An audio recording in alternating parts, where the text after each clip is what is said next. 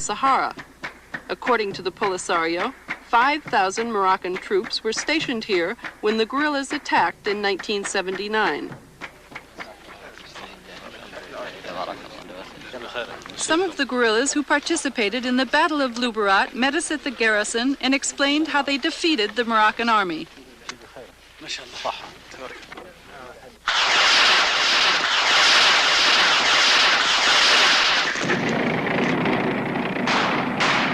Polisario launched its surprise attack before the sun rose.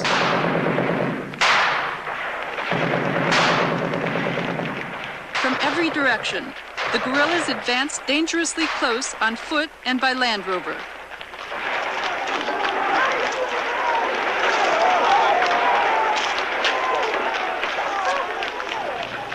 During the 2-hour Battle of Lbeirat, Morocco's sophisticated weaponry proved to be no match for the Polisario's guerrilla tactics.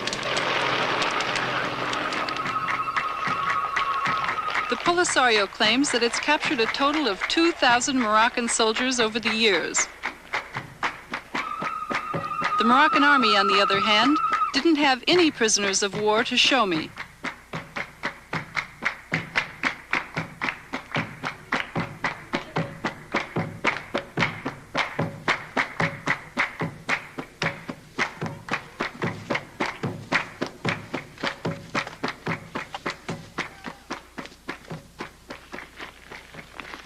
At an undisclosed site in the desert, the Polisario allowed me to meet with hundreds of Moroccan soldiers they're holding as prisoners.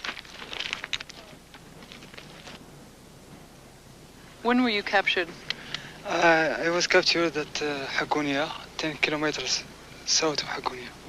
And where's Hagunia? Hagunia is in the Sahara. And you're a Moroccan? Yes, of course. Why were you fighting in the war? Why were you fighting against the Sahrawis? Because I am a soldier. I don't have the choice. Do you think Morocco will win the war? Do you think Morocco will win the war?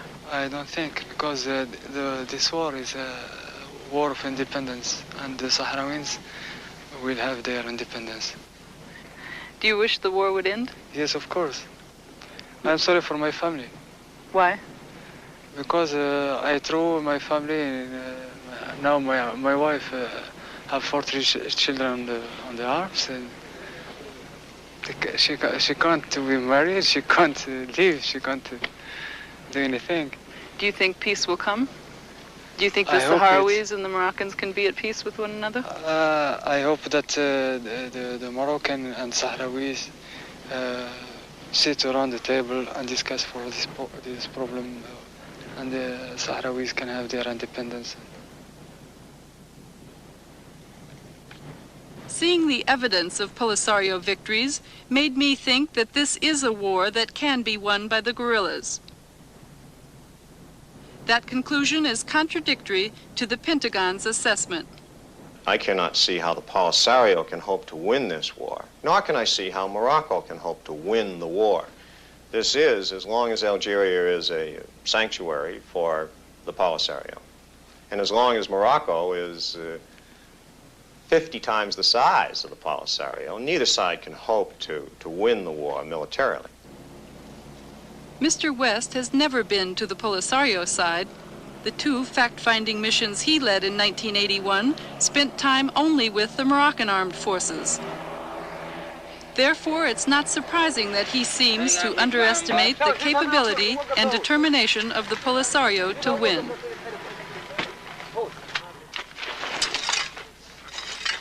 The desert is one of the most inhospitable battlefields in the world, but the guerrillas have turned even that to their advantage by learning how to make camp anywhere.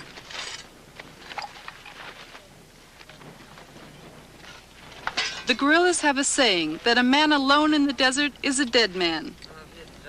So everyone pitches in. Food and water are scarce here. We carried only enough water for drinking. It was carefully rationed, even though it looked and tasted just like gasoline. When the goat we had been carrying with us was brought out for the kill, it marked the beginning of a special occasion. In keeping with Islamic tradition, the soldiers slit the goat's throat from west to east. Every part of the goat was carved up, either to be eaten or to be utilized. Fighters out in the field make do with an occasional piece of dried camel meat. So our cooked goat stew drew all of the local guerrillas out of hiding.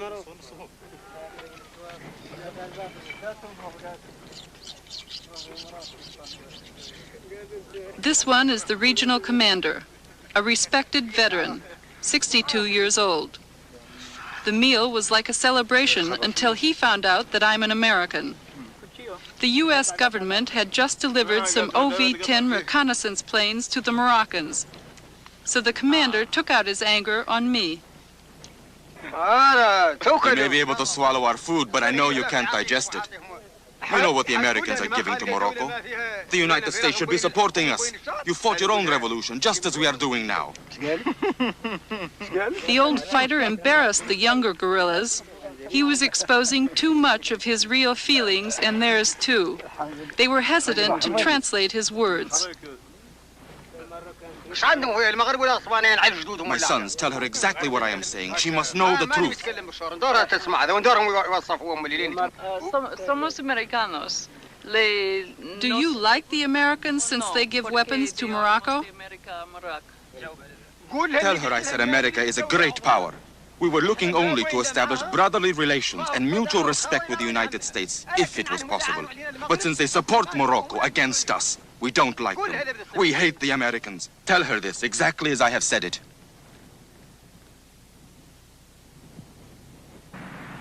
If the message has reached Washington that we are making enemies out of the Sahrawi people, it hasn't had much impact.